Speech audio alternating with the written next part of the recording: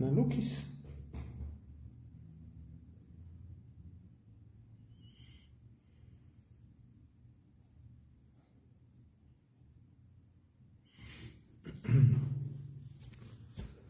Vamos a dar unos minutillos. Hola Betty, buenas noches, qué gusto saludarla. Bendiciones. Vamos a dar unos minutillos para que nuestros hermanos se conecten. Parece que vamos a ver. Ok. Qué gusto saludarla Betty, gracias por conectarse. Estamos dando unos minutos para que nuestros hermanos se conecten. Y ya comenzamos con nuestro estudio. ¿Qué tal de fríitos? Está rico el frío ahora, ¿verdad?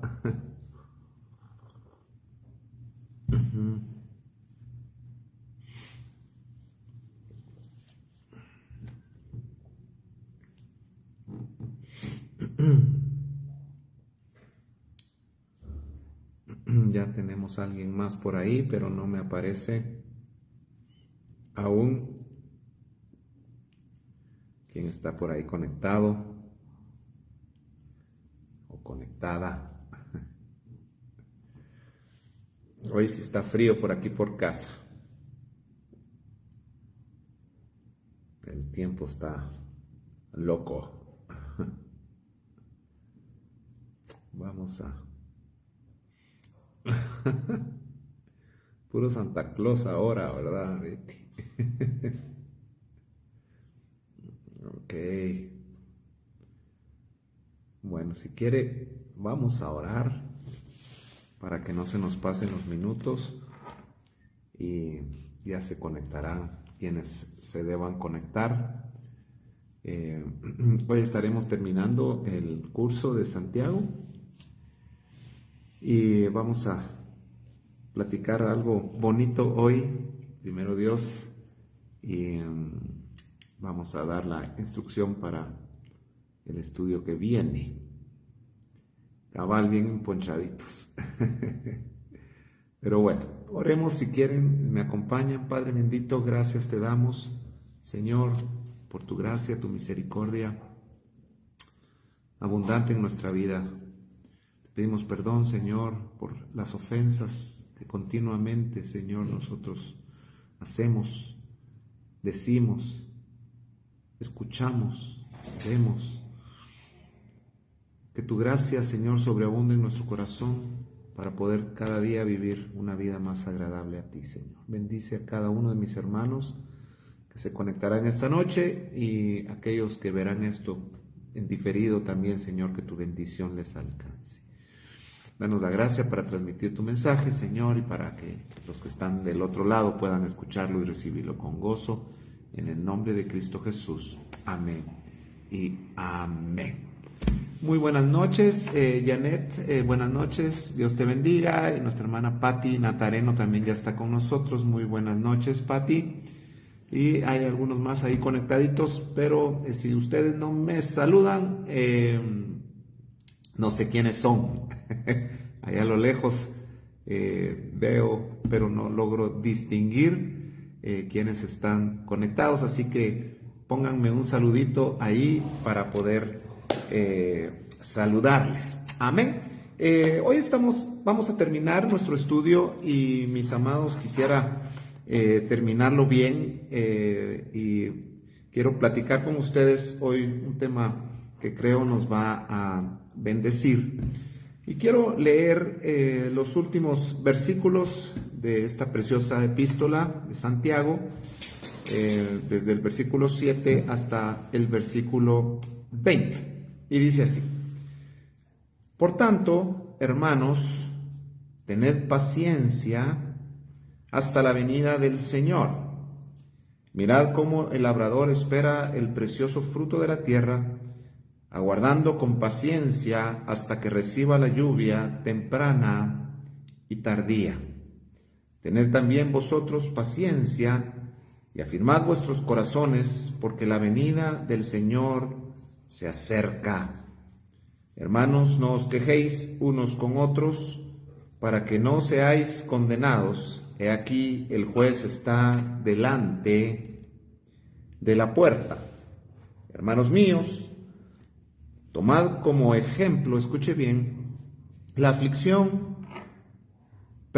como ejemplo de aflicción y de paciencia a los profetas que hablaron en nombre del Señor. He aquí tenemos por bienaventurados a los que sufren. Habéis oído de la paciencia de Job y habéis visto el fin del Señor, que el Señor es muy misericordioso y compasivo. Pero sobre todo, hermanos míos, no juréis ni por el cielo, ni por la tierra, ni por ningún otro juramento, sino que vuestro sí sea sí y vuestro no sea no, para que no caigáis en condenación. Quiero partir este mensajito en dos acá y quiero hacer una pausa en estos versículos. Y acá el apóstol Santiago, que es medio hermano de Jesús, también llamado Jacobo, nos está hablando acerca de la paciencia, nos está hablando de que la venida del Señor se acerca y esto lo habla hace 2000 años. Santiago fue escrito alrededor del año 60 después de Cristo y él dice: la venida del Señor está cerca. Mis amados, estamos viviendo estos últimos tiempos y si algo necesitamos es la paciencia. La paciencia no solamente se trata de esperar, la paciencia se trata de saber esperar, porque todos de alguna manera tenemos que esperar. No podemos, si usted está haciendo cola en un banco, tiene que esperar a que pase la cola. Si usted está en el tráfico, tiene que esperar a que el tráfico fluya para poder llegar 3 horas después a su casa. O sea, la paciencia no se trata de esperar, la paciencia se trata de saber esperar, de poder esperar con la actitud correcta, con el corazón recto delante de Dios. La paciencia, todos sabemos, es parte del carácter de Dios. Dios no tiene paciencia, Dios es paciente y Él quiere que nosotros manifestemos su paciencia. Así que la venida del Señor todos la tenemos que esperar, todos la estamos esperando. La diferencia la harán aquellos que saben esperar, que tienen la conciencia, la actitud correcta y el corazón recto delante de Dios para esperar su venida. ¿Por qué? Porque acá Santiago nos está diciendo que así como los antiguos padecieron, sufrieron, así como Jesús también padeció y estos profetas hablaron en nombre del Señor, y él resalta esta paciencia. Fíjate, no habla de valentía, no habla de templanza, aunque la tuvieron obviamente, pero lo que el apóstol resalta, la característica que el apóstol resalta de estos hombres fue la paciencia. Y menciona acá a uno de los hombres más sufridos de la historia, o por lo menos bíblica, de Job, y cómo Job sufrió con paciencia su prueba. Todos pasamos por pruebas, todos estamos pasando por prueba, por tribulación. Y el reto, mis amados, no es esperar que pase, porque te tengo una buena noticia: la prueba va a pasar. La prueba va a pasar, cualquiera que ésta sea, va a pasar, tengas buena, tengas mala, creas o no creas, las pruebas pasan, las pruebas vienen, de todo tipo, todo ser humano es probado sobre la tierra, la tribulación viene para todos. La diferencia la hacen aquellos que saben pasar esta prueba. Humanamente es imposible aprobar las pruebas, necesitamos de la naturaleza de Dios para poder hacerlo. Y nos dice acá, tenemos por bienaventurados, dice el verso 11, a los que sufren. Habéis oído de la paciencia de Job. ¿Por qué habla de la paciencia de Job? Porque Job esperó su redención, esperó que la prueba hiciese su obra en su corazón y salió aprobado de ella, tanto que en el capítulo 42 Job le dice a Dios: Señor, yo de oídas te había oído, mas ahora mis ojos te ven. Ahora, hemos tocado el tema del sufrimiento, de la tribulación, etcétera, etcétera, mucho ya. En este curso lo tocamos al principio, así que quiero avanzar. Solo toqué esto porque obviamente los versículos lo demandan, pero quiero enfocarme en el versículo 13 en adelante. Dice así: ¿está alguno entre vosotros afligido? Pregunto. ¿Alguno de los que me están escuchando está afligido o afligida? ¿Cuál es la recomendación de Santiago acá? Dice: ¿está alguno entre vosotros afligido? Dice aquí: haga oración. ¿Está alguno alegre? Cante alabanzas. ¿Está alguno enfermo entre vosotros? Llame a los ancianos de la iglesia y oren por él, ungiéndole con aceite en el nombre del Señor. Y la oración de fe, dice, salvará al enfermo, y el Señor lo levantará. Y si hubiere cometido pecados, le serán perdonados. Confesaos vuestras ofensas unos a otros y orad unos por otros, para que seáis sanados. Escuche bien: la oración eficaz del justo puede mucho. Yo quiero platicarles unos minutos, mis amados hermanos, acerca de la oración y de lo importante que nosotros tomemos en cuenta este recurso maravilloso que Dios nos deja, porque la oración es la forma en la que Dios dejó para que nos comunicáramos con Él.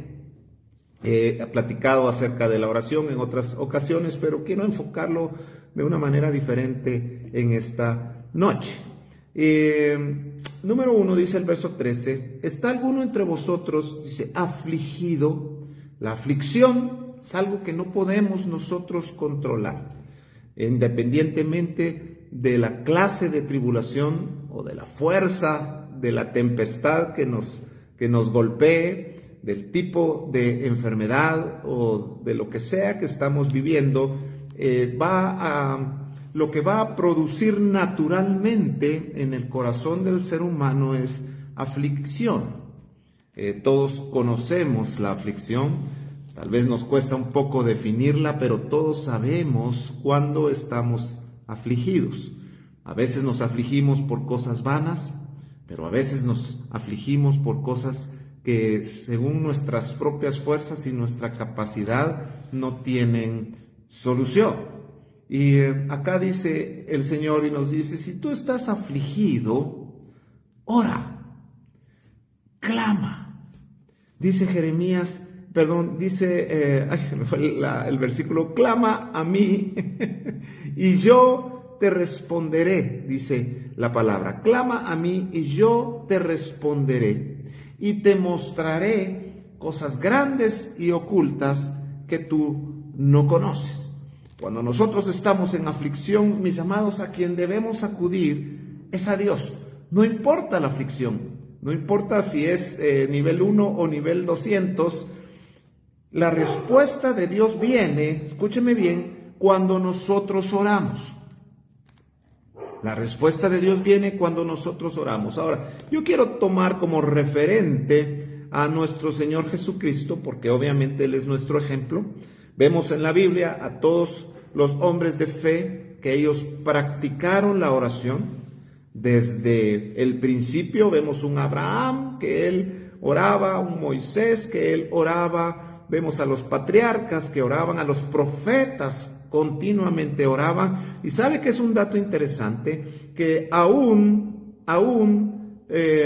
los reyes que la Biblia cataloga como reyes malos, ¿sabía usted que muchos de ellos oraban a Dios? Por ejemplo, Saúl, el rey Saúl, que fue un rey que obviamente Dios desechó, no tanto por las maldades que hizo, porque hubo reyes mucho más nefastos que Saúl, pero Dios desecha a Saúl por su corazón, porque su corazón, dice la Biblia, no fue recto delante de los ojos de Jehová. Así que Saúl fue desechado, pero aún cuando Saúl fue desechado, Saúl oraba. Saúl oraba, él clamaba a Dios, y sabe, él fue desechado por levantar un altar. Parte del problema de Saúl fue levantar un altar y orar a Jehová en desobediencia, porque le habían dado la instrucción de que no lo hiciera, pero ese es otro tema. Así que la oración, miren, la oración en el Antiguo Testamento fue una parte muy importante en la vida de los hombres de Dios. No encontramos ningún hombre de Dios en el Antiguo Testamento que no haya orado.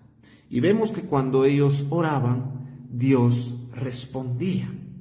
Y esto es muy importante, porque, mis amados, Dios jamás va a desechar la oración eficaz, ¿ok? Dios puede no escuchar, Dios no escucha todas las oraciones. Y esto es importante que nosotros lo sepamos, porque dicen ahí Dios escucha todas las oraciones. No, Dios no escucha todas las oraciones, mis amados. Las oraciones que provienen de un corazón que no es recto delante de Dios, y quiero que me entiendan esto, la Biblia dice que la voz del necio Dios no la escucha, por ejemplo. Entonces, pero cuando nosotros oramos a Dios, según Hebreos capítulo 11, creyendo que le hay, cuando nosotros nos acercamos a Dios, número uno, debemos creer que Dios está escuchando.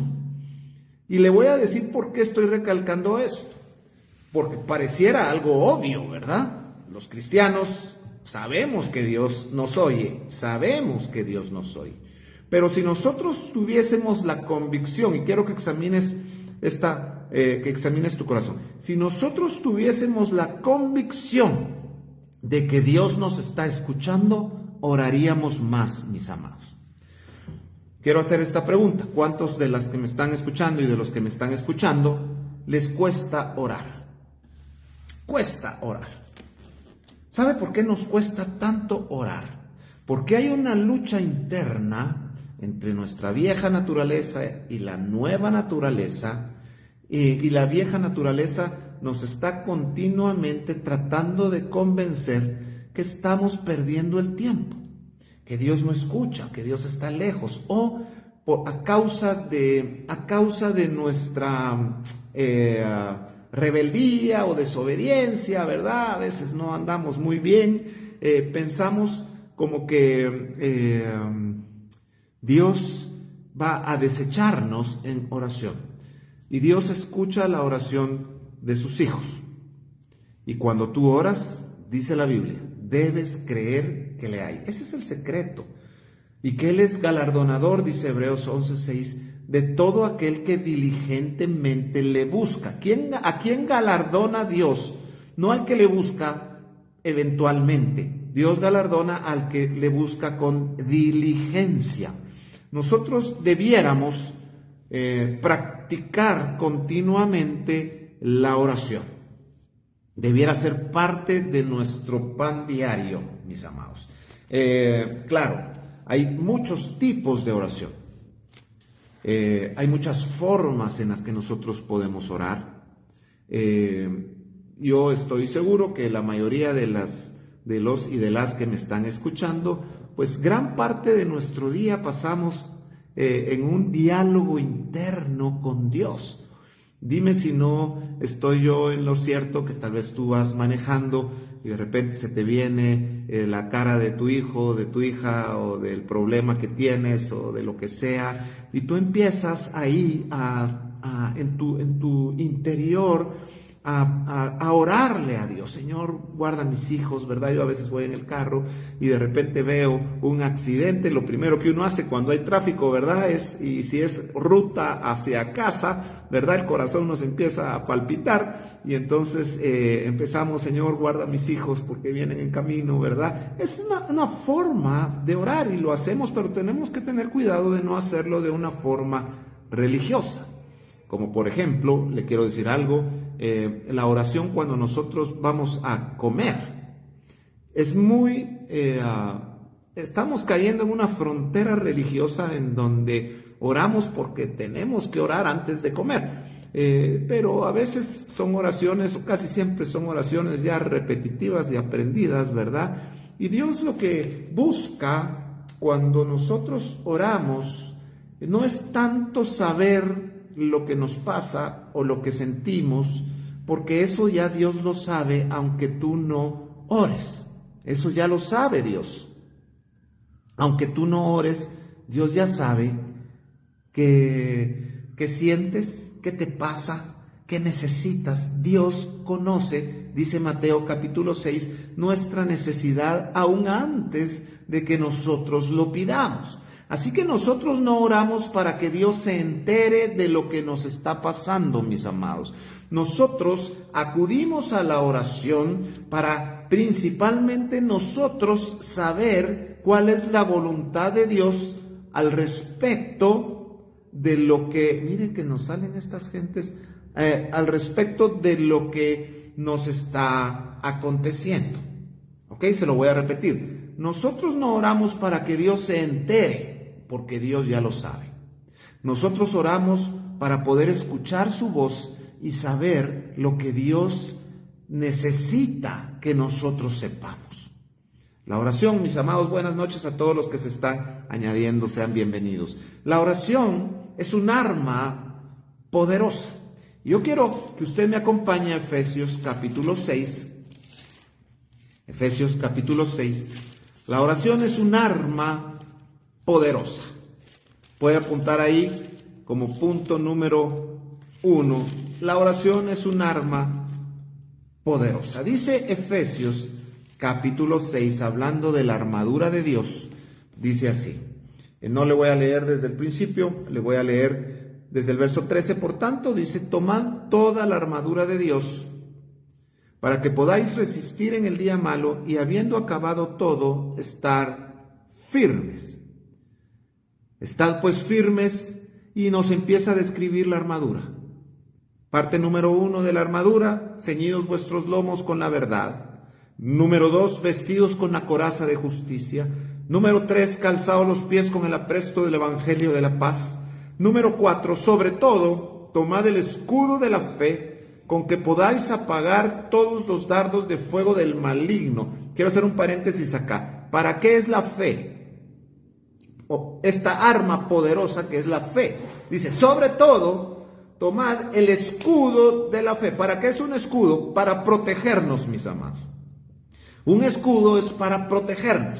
Ahora, los escudos, aquí está describiendo un arma romana, es cierto, está describiendo un arma romana, porque el contexto a quienes Pablo les estaba hablando ahí, tenían una relación muy directa con Roma, los efesios. Así que no nos escandalicemos, hay quienes desechan Efesios y desechan a Pablo porque él toma ejemplos de la vida cotidiana de Roma, pero perdónenme, no por eso vamos a desechar una verdad. Aquí él está poniendo el ejemplo de una armadura romana porque ese era el contexto en el cual los efesios estaban viviendo. Ahora, el escudo romano no solamente era un arma de defensa, sino también la podían usar ofensivamente. Ahora, el punto es este. ¿Para qué dice que es el arma? ¿Para qué dice que es el escudo de la fe? ¿Sabe? El escudo de la fe es para poder apagar todos los dardos del enemigo. Esa arma, por lo menos el contexto que está hablando acá, Efesios capítulo 6.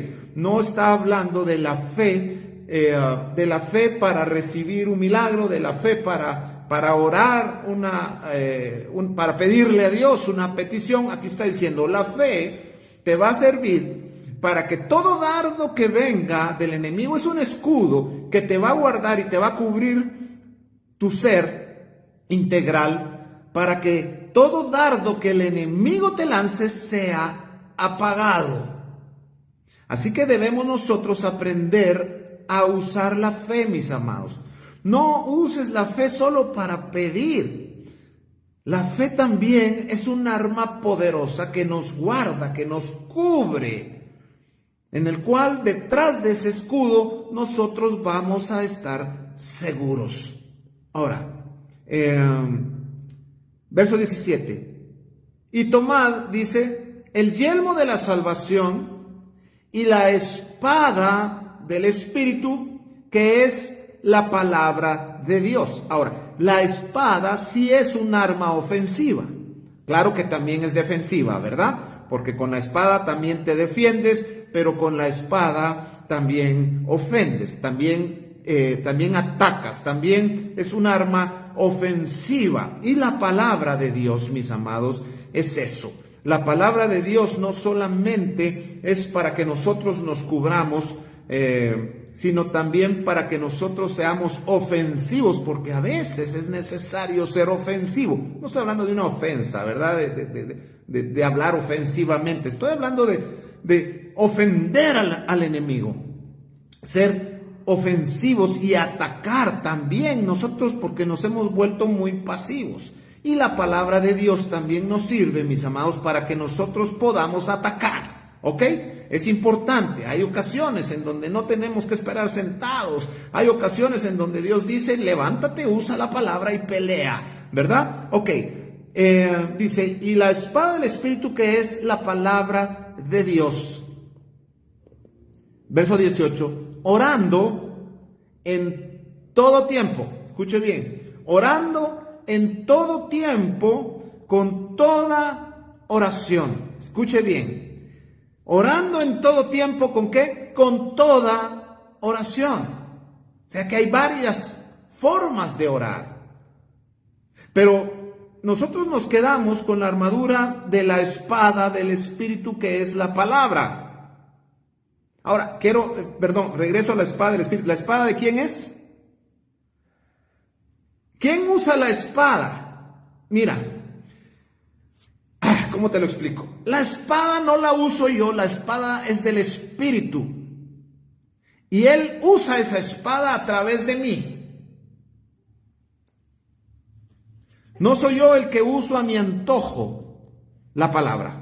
Es el Espíritu, Espíritu con E mayúscula, es el Espíritu Santo el que utiliza la espada, mis amados. Y me usa a mí para hacerlo. Yo soy solamente un instrumento de Dios. Así que no pelees tú las batallas, deja que Dios pelee tus batallas y que te use así a ti para hacerlo. Lo que quiero decir es que la palabra no es a mi antojo.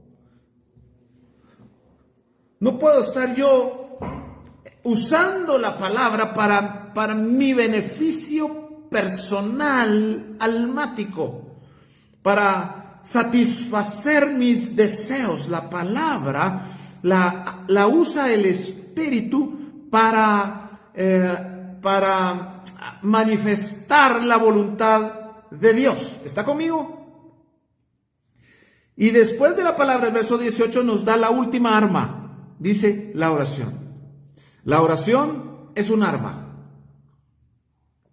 Y es un arma poderosa que nosotros hemos menospreciado. Y hemos reducido la oración para pedir. Y está bien. También se usa para pedir. Pero la hemos reducido aún más para pedir cosas. Y para pedir que Dios me bendiga con cosas, con lo que quiero, con lo que anhelo. Y la hemos usado, mis amadas y mis amados, póngame atención a esto. Hemos usado la oración para decirle a Dios qué hacer. Y esto es peligroso. Porque la oración no es para decirle a Dios qué hacer. La oración es para escuchar a Dios y que Él nos diga qué es lo que nosotros debemos hacer. La oración no es para darle órdenes a Dios. No es para decirle que sane a quien nosotros queremos que sane, que mate al que nosotros queremos que mate, que nos dé el carro, la marca de carro que queremos o el tamaño de casa que quisiéramos. No es para eso la oración. La oración es para escuchar a Dios. Claro que lo incluye, Beatriz. Claro que lo incluye. Ahora, escúcheme bien. Orando en todo tiempo, dice el verso 18, con toda oración y súplica en el Espíritu. Y estos detalles son los que a nosotros se nos pasan por alto. Dice, orando en todo tiempo con toda oración y súplica en el Espíritu. No es un detalle, eso es algo importante, porque nosotros no podemos, Dios no recibe una oración en nuestra carne. Dios, la oración que escucha es la oración que proviene del Espíritu, con E mayúscula. Romanos 8 dice así, porque ¿quién ha de pedir como conviene? No lo sabemos, pero el Espíritu intercede por nosotros con gemidos indecibles, porque Él sí sabe que nos conviene. Santiago, lo leímos hace un par de semanas, dice, porque no recibís porque pedís mal, porque pedís para gastar en vuestros deleites. Mis amados hermanos, cuando tú vayas a orar, tenemos que estar conscientes de que debe ser el Espíritu el que clame, el que gima y el que ore al Padre por nosotros. Te lo voy a explicar más adelantito. Dice, orando en todo tiempo con toda oración y súplica en el Espíritu y velando en ello con toda perseverancia y súplica por todos los santos y por mí, etcétera, etcétera. Ok, regresemos a a Santiago, regresemos a Santiago. Capítulo 5. Entonces, ¿está alguno entre vosotros afligido? Haga oración. Verso 15. Y la oración de fe salvará al enfermo, y el Señor lo levantará, y si hubiere cometido pecados, le serán perdonados. Confesaos vuestras ofensas unos a otros y orad unos por otros para que seáis sanados. La oración eficaz del justo puede mucho. Escuche, la oración eficaz del justo puede mucho. Quiere decir que hay oraciones que no son eficaces. Si la oración eficaz del justo puede mucho, significa que hay oraciones que no son eficaces. ¿Está conmigo? Y dice aquí, tienes que aprender a orar eficazmente. Porque si oramos de una manera que no se debe orar, entonces no va a pasar nada. Acuérdate que todo se debe hacer de acuerdo a la instrucción de Dios. Y Dios nos dejó la instrucción en su palabra para que nosotros aprendamos a orar. ¿Está conmigo? Debemos aprender a orar. No se trata solo de llegar y en el nombre de Jesús, y en el nombre de Jesús, y en el nombre de Jesús, y en el nombre de Jesús, y ahí va el carro, y ahí va la sanidad, y ahí va el milagro, y ahí va todo en el nombre de Jesús. Y creemos que por decir en el nombre de Jesús las cosas van a pasar. Y cuando nosotros estamos diciendo en el nombre de Jesús, lo que estamos diciendo es, Padre, yo te estoy orando algo en lo que Jesús está de acuerdo. Es el precio de tener perrito. Nala. ¿Está conmigo?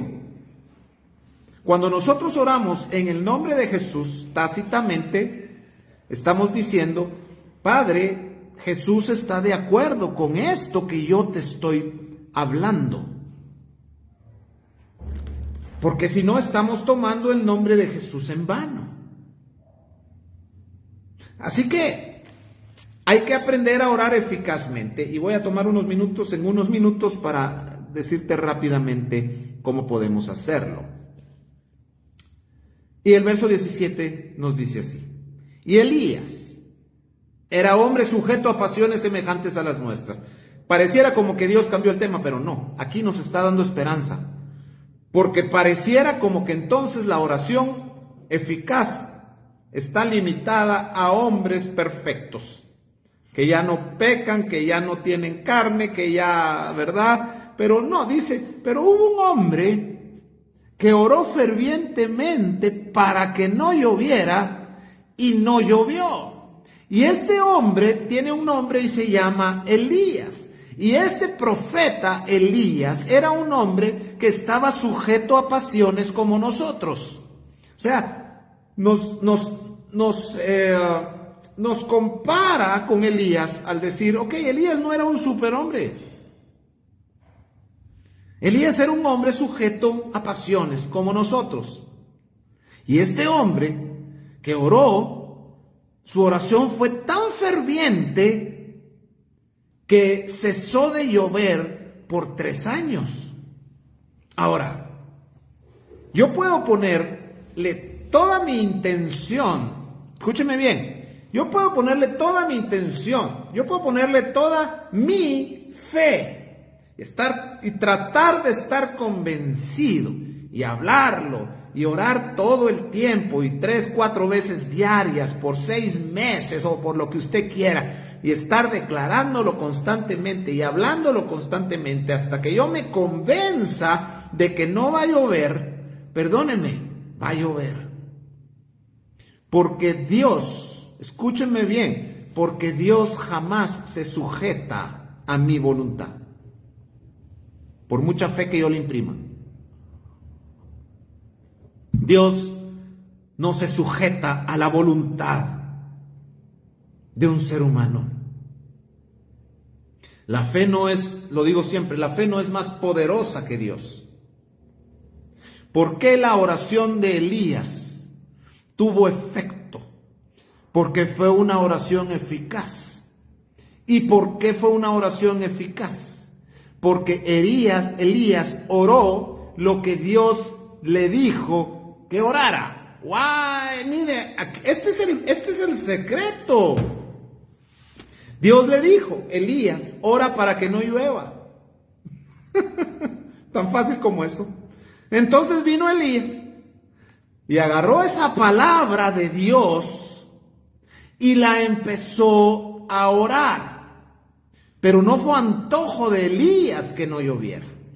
No fue un enojo de Elías. No fue un berrinche de Elías. Fue una instrucción de Dios.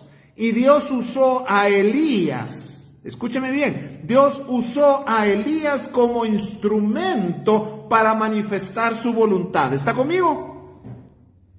Dios usó a Elías como instrumento para manifestar su voluntad.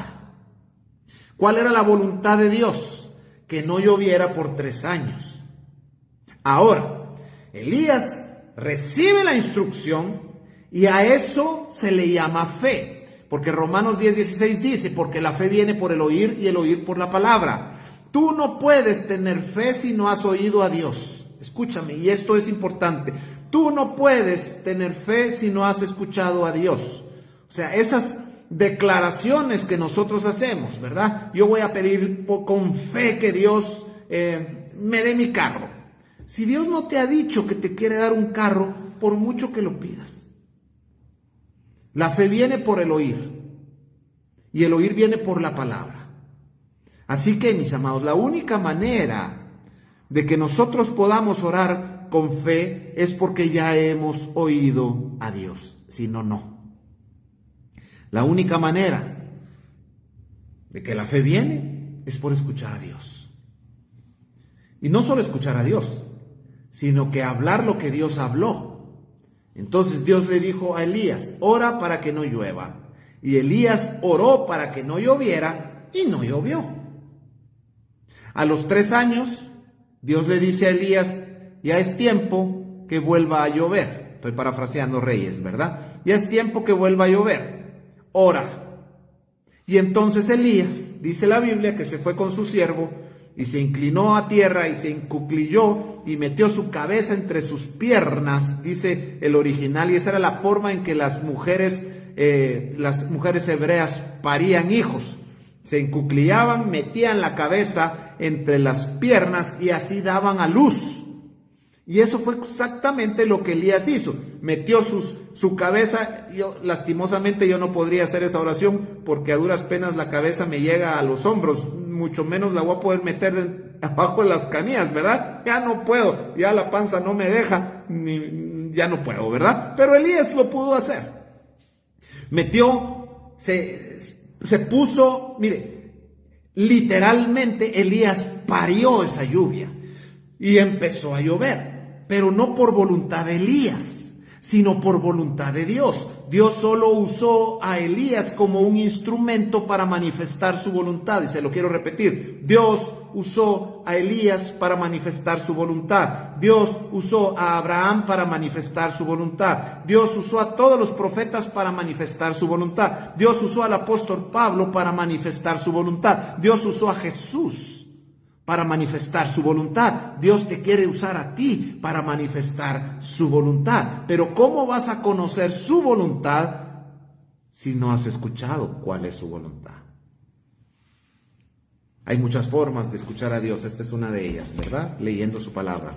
Y aquí Dios te revela su voluntad. Así que la oración es poderosa. ¿Cuándo? Cuando es eficaz. ¿Cuándo la oración es eficaz? Cuando estamos conscientes que nosotros solo somos instrumentos para manifestar la voluntad de Dios. Y dice acá, y Elías era hombre justo, hombre sujeto a pasiones semejantes a las nuestras, y oró fervientemente para que no lloviese, y no llovió sobre la tierra por 3 años y 6 meses. Y otra vez oró, y el cielo dio lluvia, y la tierra produjo su fruto. Esto es una profecía, esta es una simbología escatológica, ¿verdad? Nos está hablando de la gran tribulación, 3 años y 6 meses. Pero lo importante es esto, y te quiero decir algo. No estamos predicando escatología hoy, pero te quiero decir algo. Aunque Elías fue el instrumento de Dios, ponme atención. Aunque Elías fue el instrumento de Dios para que no lloviese, también Elías padeció la sequía. O sea, Dios no le dijo a Elías, ok, como tú oraste y fuiste obediente, entonces vas a llevar una nube encima, ¿verdad? Y va a estar lloviendo sobre ti y la sequía no te va... No. Por 3 años y medio Elías sufrió la sequía, que Dios le proveyó. Alimento, etcétera, etcétera, son otros 20 pesos. Pero también él padeció el juicio. Miren qué interesante. También Elías padeció el juicio, porque hay juicios que la iglesia tiene que padecer. Hay juicios que Dios envía al mundo, que la iglesia también padece, porque estamos en este mundo. Jesús dijo, no pido al Padre que los quite del mundo, sino que los guarde del mal. Dígame si nosotros no estamos padeciendo los juicios que Dios está mandando sobre la tierra. Que Dios nos proveyó en la pandemia, por ejemplo. Todos comieron en la pandemia, sí. Sobrenaturalmente Dios nos proveyó en la pandemia, que fue un juicio que Dios mandó, sí. Pero lo tuvimos que pasar. Y muchos nos enfermamos de COVID. ¿Por qué? Porque el estar acá nos hace vulnerables a los juicios, pero en medio del juicio Dios manifiesta su cuidado hacia nosotros. Ahora, Mateo capítulo 6. Ya voy avanzando. Mateo capítulo 6. Creo que por ahí vi a mi amada. Si no estoy mal, es que a duras penas miro las pelotillas ahí y no logro distinguir, pero creo que vi ahí. Así que si estás por ahí, te mando un besote. Mateo capítulo 6. Ya me puse romántico, ¿va? Mateo capítulo 6 y versículo 9. Dice así. Jesús, palabras de Jesús. Mire, vosotros pues oraréis así. Padre nuestro que estás en los cielos, santificado sea tu nombre. Jesús nos está enseñando a orar. Y voy rápido porque ya se nos fue el tiempo. Es importante la oración, tanto que Jesús aparta unos versos para enseñarnos a orar, porque debemos aprender, así como debemos aprender a hablar, así como debemos aprender a caminar, así como debemos aprender todo, también debemos aprender a orar. Y la iglesia no sabe orar, porque no le interesa aprender, porque no se le ha enseñado a orar. Y en el verso 5 del capítulo 6 dice así: y cuando ores, mire, Jesús está diciendo, y no está diciendo, y si de repente, y si oras, está dando por sentado que nosotros los cristianos oramos. Entonces dice, cuando ores, no seas como los hipócritas, porque ellos aman el orar en pie en las sinagogas y en las esquinas, en las calles, para ser vistos de los hombres. De cierto os digo que ya tienen su recompensa. ¿Cuál es la recompensa? La honra de los hombres. Mas tú, cuando ores, entra en tu aposento y cerrada la puerta, ora a tu Padre. Ok, ¿a quién se le ora, mis amados? Lo he dicho antes, pero por aquello, para los que no lo han escuchado. Escúcheme bien. ¿A quién se le ora? Te voy a decir algo que tal vez a algunos les va a causar. No se le ora al Espíritu Santo. No se le ora a Jesús. Se le ora al Padre. Nuestra oración debe ir dirigida al Padre. ¿Ok? No es la parte de la Trinidad que mejor te caiga. No es con el que te sientas identificado. Es que hemos caído en cada creencia que raya en la blasfemia. Hay gente que dice, ay, no, yo me identifico con el Espíritu Santo. Perdóname, o sea, nada que ver, mi amado, no te identifiques, identifícate con Dios. Jehová nuestro Dios uno es. Cada una de cada parte de la Trinidad, porque lo tenemos que decir así para tener un entendimiento de esto, ¿verdad? Tiene una función, pero Padre, Hijo, Espíritu Santo son uno mismo, son Dios. Jesús lo dijo, el Padre y yo, uno somos. Pocos se identifican con el Padre porque es el abuelito gruñón.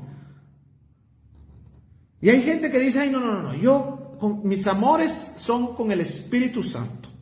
Y entonces le oran al Espíritu Santo, le rinden adoración al Espíritu Santo y todo es el Espíritu Santo. Y el pobre Hijo y el pobre Padre son los rechas de la Trinidad para esta persona. Jesús dijo, cuando oras, dice, mas tú cuando ores, dice el verso 6, entra en tu aposento y cerrada la puerta, ora a tu Padre. Mis amados hermanos, nuestra oración debe ir dirigida al Padre. La forma correcta de orar es, vamos a orar al Padre en el nombre del Hijo a través del Espíritu Santo. Ese es el orden que Jesús enseñó. Oramos al Padre en el nombre del Hijo a través del Espíritu Santo. Porque si no es a través del Hijo, el Padre no nos escucha. Porque nosotros somos aceptos en el Hijo, fuera del Hijo no. Así que oramos al Padre en el nombre del Hijo. Entonces cuando el Padre escucha el nombre del Hijo, entonces escucha. Y debe ser a través del Espíritu, no a través de nuestra carne. Porque nuestra carne está contaminada con la naturaleza de la serpiente y nada que esté contaminado ni mezclado entra a los aposentos de nuestro Dios. Dios no escucha oraciones, las oraciones del diablo Dios no las escucha. Perdona que te lo diga tan fuerte, pero cuando nosotros oramos de acuerdo a nuestra concupiscencia, cuando nosotros oramos de acuerdo a nuestra concupiscencia, es el diablo el que está orando. Porque es su naturaleza la que está saliendo. Y Dios no va a escuchar la oración del diablo. Dios escucha al Espíritu, a través del Espíritu Santo. Entonces, Jesús dice, ora a tu Padre que está en secreto, y tu Padre que ve en lo secreto te recompensará en público. Y orando, no uses vanas repeticiones como los gentiles, que piensan que por su palabrería serán oídos. No os hagáis pues semejantes a ellos, porque vuestro Padre sabe de qué cosas tenéis necesidad antes que vosotros las pidáis. Vosotros pues oraréis así. ¿Cómo debe ser nuestra oración? Empieza, Padre nuestro. No dice Padre mío, dice Padre nuestro. Somos parte de su familia. Y lo que nos enseña acá es a tener identidad. Nosotros, si no tenemos la identidad de hijos, que se habla mucho de la identidad de hijos, pero la identidad de hijos es vivir como príncipe, ¿verdad? Y entonces yo soy el hijo favorito de Dios, tengo la identidad de hijo, entonces soy su hijo preferido y Dios me va a dar lo que yo le pida porque soy su hijo. No. La identidad de hijo tiene que ver ciertamente con muchos privilegios por ser hijo de Dios, pero también con muchísima responsabilidad por ser hijos de Dios. La identidad de ser hijos tiene que ver con los privilegios, pero también con las responsabilidades. Mire que Jesús, el Hijo, a quien poseyó Cristo, a Jesús, el primogénito entre los hermanos, no vemos que su oración haya sido para beneficio propio jamás. Nunca oró Jesús para beneficio propio solamente. Cuando él oró en el Getsemaní, para no morir ahí, porque eso fue lo que él pidió, que pase de mí esta copa, la copa del Getsemaní. Jesús jamás le tuvo miedo a la cruz, nunca. En el Getsemaní Jesús oró, Señor, si pase de mí esta copa, la copa del Getsemaní. Jesús lo que estaba diciendo, Señor, tenemos que llegar mañana a la cruz, o dentro de 3 días a la cruz. No me puedo morir aquí, pero aún así yo me sujeto a tu voluntad. Si tú cambiaste de planes, si quieres que aquí me quedo. Así de sujeto era Jesús. Pero Jesús estaba pidiendo no morir en el Getsemaní porque él tuviera miedo de morir en el Getsemaní. Lo que pasa es que Jesús estaba pidiendo llegar a la cruz para beneficio nuestro. Porque si Jesús no llegaba a la cruz, tú y yo no tendríamos oportunidad de una eternidad en Él. ¿Estás conmigo?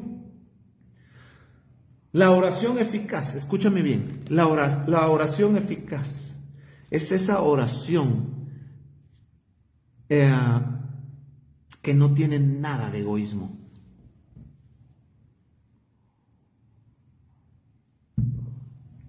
Te voy a contar un testimonio y ya voy terminando. Hace 2 meses que pasé por la influenza esta y por la neumonía, y creo que todos saben acá, estuve hospitalizado, y yo tuve una experiencia el jueves antes de irme al hospital, y yo realmente sentí que me iba a morir esa noche, ¿verdad? Así me sentía muy mal y no tenía fuerzas ni para poder ponerme en pie, pero ¿sabes algo? Yo le oré al Señor y le dije, Señor, yo no me puedo morir ahorita. Yo no tenía miedo de irme, se los digo sinceramente. No hubo temor en mí de que me fuera a morir. Eso sí, solo lo digo medio en broma, medio en serio. Lo único que le dije, Señor, que no duela, ¿verdad? Pero mire, mi oración con Dios tirado en el piso, porque me desvanecí, no me podía caer, no me podía levantar. Mi oración al Señor fue, Señor, si me voy ahorita, yo no tengo problema. Pero tengo 3 hijos todavía que no están listos para quedarse sin su papá. Y sabe, esa fue una oración que hoy entiendo, no fue por mí, fue por ellos. Y creo que Dios lo tomó en cuenta. Y aquí estoy. Cuando nuestra oración sea despojada del egoísmo. No que no pidas cosas para ti. O sea, mira, no estoy diciendo que no pidas un carro. A mí a veces me dicen, es que vos predicas un evangelio de pobreza. Yo no predico un evangelio de pobreza. Lo que yo predico es un evangelio que no está centrado en lo material. Que Jesús no vino a morir por nosotros para que nosotros tuviésemos acceso a los millones de dólares. Eso es lo que yo predico. Pero claro que Dios puede bendecir y ha bendecido, y hay muchos hijos que tienen muchas cosas y que Dios se las ha dado. Pero ¿para qué quieres tu carro? Por ejemplo, ¿para qué quieres tu carro? Mire, y esto no es para que tú digas, ok, entonces de ahora en adelante yo le voy a decir, Señor, dame mi carro porque yo lo quiero para llevar a tus hermanos, a tus hijos a la iglesia el domingo. Porque Dios conoce la motivación de tu corazón y sabe por qué lo estás pidiendo. ¿Pero para qué lo quieres? ¿Lo quieres porque lo necesitas? ¿O lo quieres porque eso te ayuda a tu autoestima, a tu ego, y lo que quieres es taparle la boca a tu vecino que tiene uno y tú quieres tener uno mejor? ¿Para qué quieres lo que estás pidiendo? Eso es lo que dice Santiago. No recibes porque pides mal, pides conforme a tus deleites. No sé si me estoy dando a entender. Dios quiere limpiar nuestra motivación. Porque si la motivación es pura, si tú le estás pidiendo a Dios 1 millón de millones de dólares y tu motivación es pura y no tiene nada de avaricia ni de codicia, ¿no? Dios te lo da. El problema, mis amados, es que pedimos egoístamente. Y la oración eficaz es la que está centrada en el beneficio del prójimo, no en el nuestro. A Dios le agrada la intercesión. ¿Sabes?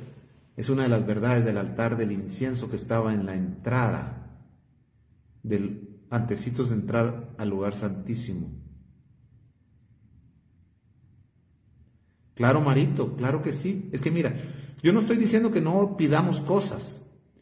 El punto en este momento es examinemos nuestro corazón, porque a veces lo que queremos es para inflar nuestro ego y para hacer daño indirectamente a alguien más. Claro que es válido el pedir lo que nosotros pensamos que necesitamos, pero dejarle la última palabra a Dios. Y claro que Dios te va a ayudar a mantenerlo, Marito. Porque si es el medio para que tu familia esté bien, ok. No sé si me estoy explicando. El problema es cuando nosotros egoístamente le pedimos a Dios. Mire, es como un niño. ¿Se acuerda cuando sus hijitos eran bebés? Y ellos llegaban a la casa del primito y el primito tenía un carrito ahí bonito y nuestro hijo venía y agarraba el carrito y quería el carrito y ya desde ese momento el carrito era de él, según el patojo, ¿verdad? Nosotros le tuvimos que enseñar, no, eso no es tuyo. Y a veces nosotros queremos a puro tubo las bendiciones que Dios le dio una casa bien bonita al hermano, queremos una más grande. Dios le dio un carro nuevo al primo, queremos uno más nuevo.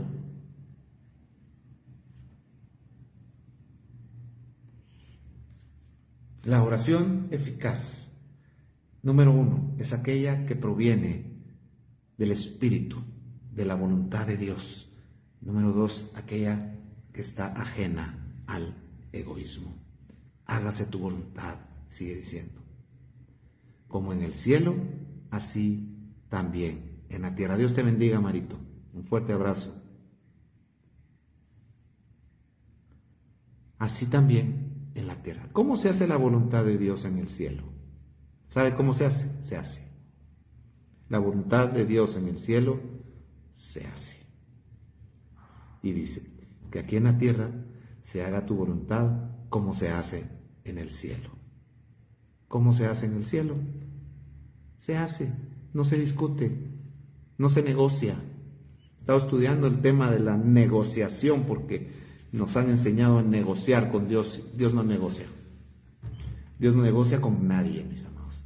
Jamás Dios negoció ni con el diablo, El pueblo de Israel jamás negoció, bueno, o sea, cuando negoció con el enemigo se metió en grandes clavos, pero jamás Dios le dijo negocia con el enemigo. Moisés jamás llegó a negociar con Faraón. El que trató de negociar fue Faraón. Pero Moisés estaba claro en la voluntad de Dios. Dios no es negociante, mis amados. Eso de llegar con Dios a decirle, Señor, te voy a ayunar 21 días para que tú me bendigas con esto. Perdón, el ayuno no es para eso. Dios no negocia, punto. Dios no negocia. Dios cumple su voluntad. Al que le guste, qué bueno, y al que no le guste, qué malo. Pero Dios hace lo que quiere. Punto. Nos guste o no nos guste, mis amados. La oración no es para torcerle el brazo, el ayuno no es para torcerle el brazo a Dios para que haga lo que queremos.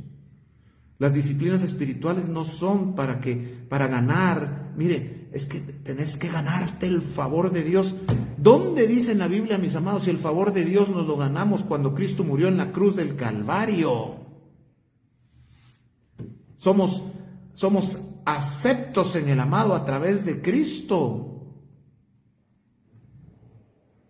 Es que cuando tú ayunas mueves el corazón de Dios a tu favor. Si el corazón de Dios está a tu favor, para eso Cristo murió. ¿Qué más favor quieres? Que cuando te mueras te vas a ir al cielo.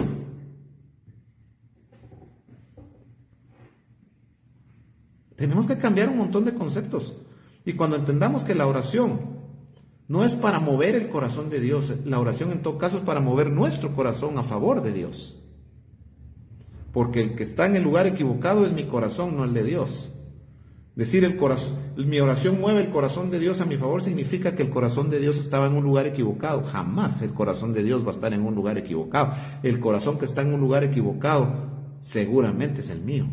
Y la oración lo que hace es mover mi corazón al corazón de Dios. Porque el que se salió del paraguas fui yo, no Dios. ¿Está conmigo?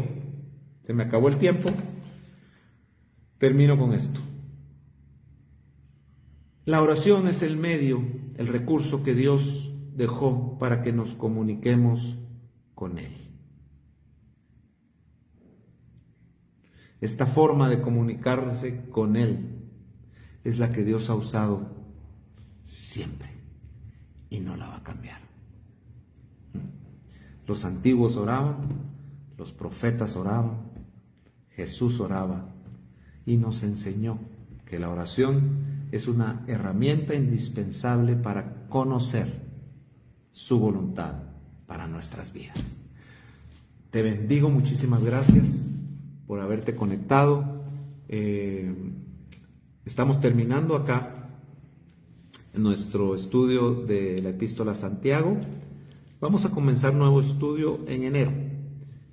La semana entrante, que es, ahorita te doy el calendario. La semana entrante es 13 de diciembre. Vamos a tener, vamos a ver si estoy bien, ¿verdad? Hoy es 6, sí. La semana entrante vamos a tener nuestro último estudio del año y de ahí reiniciamos en enero con un nuevo estudio. ¿Ok? Así que este domingo 17 sí tenemos servicio. Vamos a tener servicio el 17, vamos a tener servicio el 24 de diciembre y vamos a tener servicio el 31 de diciembre. Claro que van a ser servicios bien raros, ¿verdad? Porque pues entiendo que muchos salen de vacaciones, pero 24 en la mañana es válido, es domingo, 24 en la mañana, vamos a tener nuestro servicio a las 10:30 de la mañana, el 24 de diciembre, y vamos a tener nuestro servicio el último día del año, el 31 de diciembre por la mañana, a las 10 de la mañana, y vamos a despedir el año este domingo 31 por la mañana, y vamos a bendecirles para que puedan empezar un año lleno de su presencia y de bendición. Amén. Así que el próximo miércoles tendremos nuestro estudio por acá y el domingo 24 y el domingo 31 tendremos nuestro culto en la iglesia allá en el Hotel Clario. Amén. Amén. Karen, gracias. ¿Vas a venir? ¿Vas a venir a Guate, Karen? Eh, Así que les espero. El próximo miércoles tenemos, los domingos estamos Hotel Clarion, zona 10, en el Salón Clarion, en el segundo nivel. El Hotel Clarion es el que está a 2 cuadras adelante del Hotel Camino Real. El parqueo está por el lado de atrás del hotel, ahí se meten, está el parqueo y el elevador los sube y les abre en el segundo nivel enfrente del salón. No tienen que caminar más que atravesarse el pasillo. Así que todos los domingos a las 10:30 de la mañana estamos por allá, y el 17, este domingo que viene, el 24 y el 31 tendremos nuestro servicio. Será un gusto verte, Karen, qué alegre que puedas mirar. Nos fuimos para allá y no te vimos, tú tenés que venir para acá para que podamos vernos. Así que los miércoles a las 7:30, Marito, 7:30, estamos comenzando con nuestro estudio de 7:30 a 8:30. ¿Ok? Y